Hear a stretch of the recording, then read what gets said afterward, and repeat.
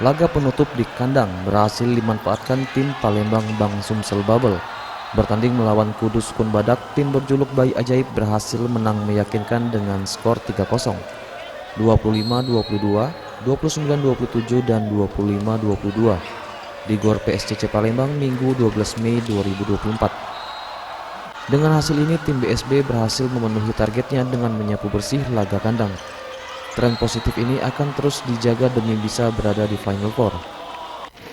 Asisten pelatih Koko Prasetyo mengatakan masih ada kekurangan, terutama di receive yang masih harus diperbaiki ke depannya.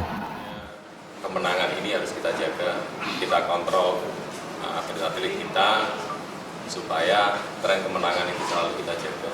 Bisa kita terus sampai nanti benar-benar kita aman untuk masuk bangsa.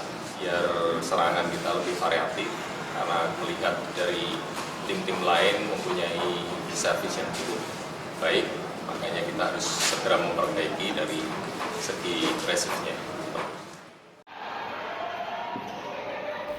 Kapten tim Palembang Bang Sumsel Bubble juga mengakui receive di pertandingan ini kurang maksimal, serta servis yang juga kurang.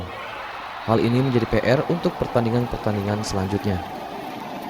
Ya, senang lah Mas, karena alhamdulillah malam ini kita bisa meraih kemenangan 3-0, dan mungkin untuk kedepannya kami tetap memperbaiki kekurangan kita. Mungkin malam ini receive kita kurang maksimal ya, nggak sebaik pertandingan sebelumnya. Jadi mungkin PR kita di receive sama servis, mungkin kita masih banyak gagal malam ini.